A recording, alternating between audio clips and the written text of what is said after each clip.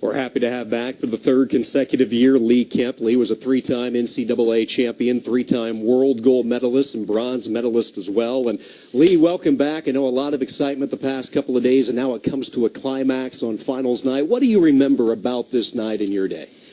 Well, the big thing is you have to perform, and a lot of athletes didn't seem like they were ready to perform. So my thing is I wanted to make sure that I was going to perform at the national championships. Nothing else mattered. What mattered was being a national champion. So on that three-day weekend, you have to perform, and a lot of athletes did perform well. Let's take a look at Kemp's keys, starting with Dean Heil. Dean Heil is solid, as we've talked about. He can score off a low single, very solid that way. He doesn't scramble, but although he can, but I think he should stay out of scrambles. Looking at Meredith, Meredith is a scrambler. He's a great leg rider, and if Meredith can ride and ride tough, I think he has a great opportunity to beat Heil. Next, I have the honor of introducing our commencement speaker, Mr. Lee Kemp.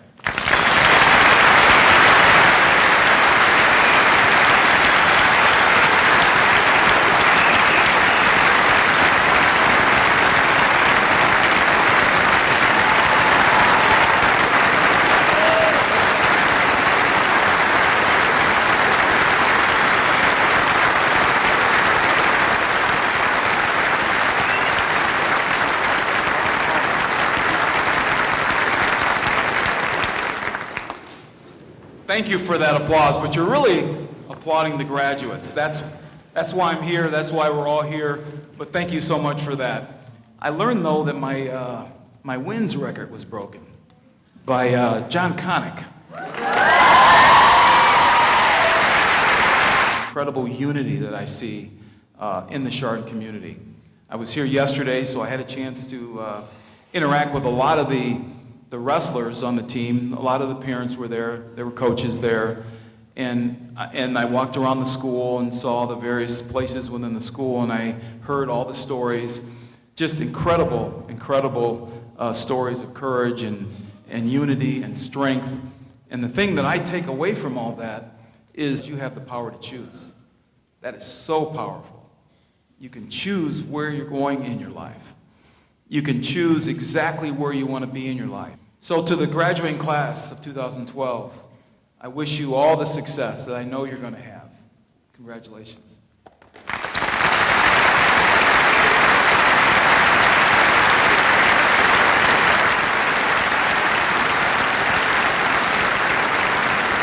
Hi, I'm Lee Kemp, 2008 Olympic coach and three-time world champion. Welcome tonight to the Battle on the Boat. We're here tonight on the Intrepid for a one-of-a-kind matchup between some of our all-stars of wrestling, featured Brent Metcalf and Bubba Jenkins. The second matchup tonight is Morano versus Jimenez. The next matchup tonight is freestyle women's wrestling, Lee James versus Kelsey Campbell. Up next is Mango versus Coleman, men's Greco-Roman wrestling. Back to men's freestyle wrestling, we've got Askren versus Moza up next. What we've all been waiting for, the featured matchup tonight, Brent Metcalf, two-time national champion from Iowa, versus Bubba Jenkins, national runner-up to Metcalf 2 years ago. This could be a grudge match. It should be a great one. Hope you enjoyed the matches tonight from the Battle on the Boat on the Intrepid, the Beat the Streets Gala event. This is Lee Kemp saying goodbye. I'm here with Andrew Marsden from Crystal Lake. Andrew, great match with a pin in the finals. You were really excited about this. You're only a junior. Tell me what your thoughts are after the match. I'm here with Nate Majera from Wakana. Just won an exciting bout and a turnaround from last week. Tell me your thoughts about this match. I'm here with Tanner Farmer from Highland. Great match. It looked like you set out to dominate, and that's exactly what you did. Was that what's going through your mind at the beginning of the match? Yes, sir. Thank you. I'm here with Jabari Moody, your 106-pound champion. Jabari, early in the match, there was a scramble there. It looked like it was going to go either way. What were your thoughts there? Well, I'm here with Dan Swan from Oak Forest, the 112-pound state champion. Dan, you wrestled pretty dominant there. You won the state title last year. You looked pretty confident out there. What were your thoughts in that match? I'm here with Dylan Duncan from Montini, the 120-pound state champion. Dylan, it was a great match. You were going against a senior that was undefeated. You had a few losses, so what were your thoughts going into the match? I'm here with Keegan Calkins from Montini, the 126-pound state champion. Keegan, you were really excited at the end. This championship really meant a lot to you, you could tell. Tell me a little bit about how your feelings. Wonderful matches tonight. Great experience here in Assembly Hall. I guess now it's been State Farm Center. We've made that mistake all night, too. That's right, Lee. But there's no other sport like wrestling. These athletes put it all on the line, one-on-one. They're out there competing for a state championship. Just an awesome performance, and the state of Illinois produces some great wrestlers. They're going to various colleges throughout the nation. You know, Dave, you've been after me a long time to do this technique video. I don't know, how long has it been? It's probably been close to 10 years now. And I always thought I could do it better myself. But you know what? It never happened. And now I'm 58, so you convinced me, and I wanted to get my technique on video, and I'm glad you gave me that opportunity. Hi, I'm Lee Kemp, three-time world champion and Olympic wrestling coach. When I was an athlete, I looked for any type of edge I could get, and nutrition was that edge for me as an athlete. And I created the company Forza to help athletes get that nutritional edge. Welcome to ForzaByKemp.com. I'm Lee Kemp, creator of Forza. Forza is the official, exclusive nutritional sponsor of USA Wrestling. As a former Olympian and coach, I understand what it takes to win. Today, my nutritional products are used by the United States national wrestling team that'll compete in the 2012 Olympic Games in London. Now I'm bringing Forza to you. Forza nutritional products focus on 4 key areas for athletes: endurance, performance, recovery, and hydration. The smallest of margins in these 4 areas separates winning from losing. First and second place.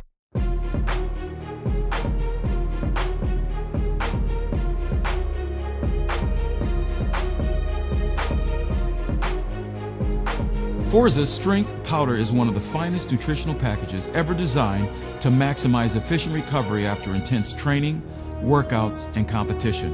Strength allows every athlete to start their day with correct balance, as it contains every known vitamin and mineral essential for ultimate performance breakthroughs. As a meal replacement, Strength gives you a perfect nutritional foundation. It's also low calorie, which is vital for weight management in those critical weight-cutting sports. Forza's research has packaged a powerhouse of quality nutrients for total body restoration. Protein is important to any athlete after an intense workout. Strength by Forza has the optimal blend of enzymes, probiotics, and protein for maximum absorption. Up to 80% of your lifetime energy will be spent digesting food. Strength's exclusive formula will allow athletes to save energy, so you'll have it when you need it most, giving you that extra edge you've been looking for. This is the perfect daily nutritional foundation for every adult and child. And it's an excellent complete meal replacement for weight management. The key to victory is great performance. The key to great performance is great nutrition. We're here with Lee Kemp at the World Team Trials here in Madison, Wisconsin. You know, it's awesome that USA Wrestling took the time to bring back and honor some of the older wrestlers, older champions.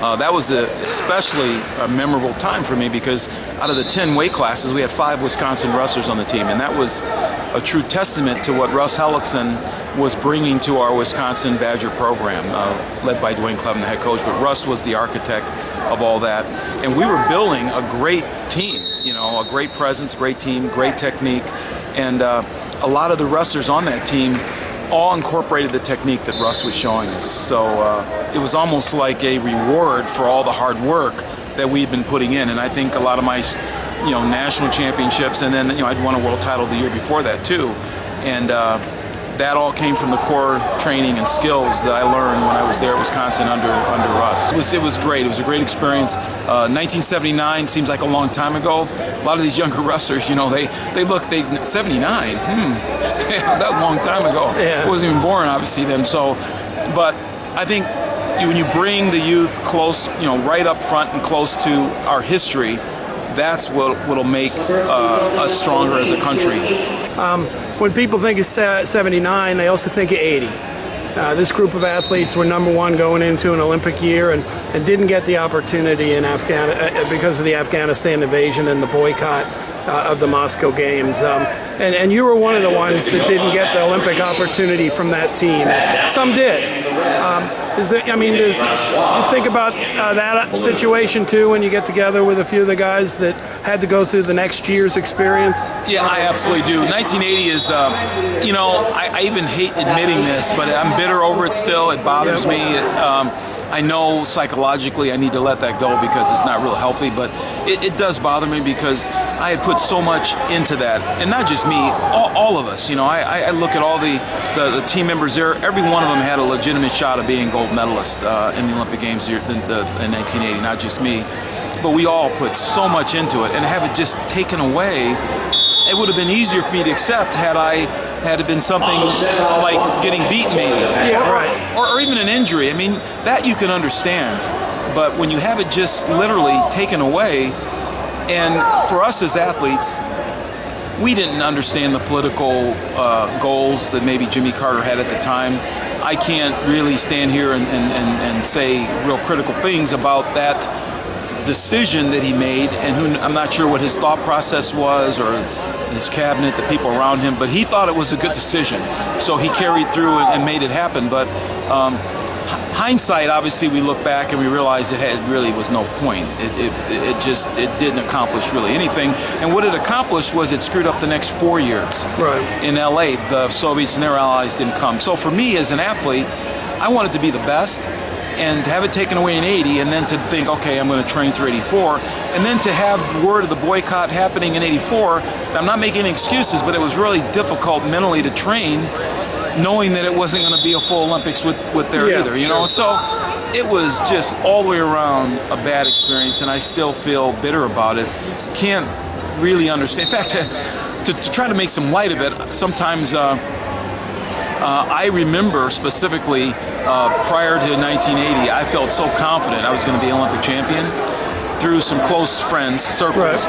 I would say the only way I'm not going to be an Olympic gold medalist in 80 is if they cancel the Olympic Games, and I'd walk away. That's ironic. And I felt like, I mean, that's the confidence I had. I was so, there was nothing was going to stop me. And then we didn't have the Olympic Games, so I felt like I jinxed the Olympic Games on everybody. But that's crazy. And to see the beauty of the Madison, just the city of Madison and the lakes, and the campuses right on the lakes, that was one of the things I remember most about living in Madison, being in college. It was just such a beautiful place to live and train. Great education. It's a first-class university. I felt happy that I had a chance to go to a Big Ten school. I felt extremely happy to be part of a program that was on the move. Russ had goals of being an Olympic champion himself. He brought his goals and aspirations to our team. He started to develop guys like me, like Jim Haynes, like Jack Reinwan, Lauren Susi, the Petersons that had been used to train there because he lived close by. So it was, and Andy Ryan, of course, he made the Olympic team, was a silver medalist. We were building something pretty special here, and I felt like I was a part of it. And so I have great memories. Lee, you went out for wrestling for the first time in 9th grade. 5 years later, you're an NCAA wrestling champion. How do you make that happen? You know what? I think it was commitment. You know, I got really committed to the sport, way beyond where everybody else was. My level of commitment went way higher than anything that was around me at the time. And that allowed me to make up a lot of the time quicker. So I was able to go from 1 year being like 500, 11 wins, 8 losses, 3 ties, to the next year being an undefeated state champion. That was only through increasing my level of commitment. And that only comes through something that you become passionate about.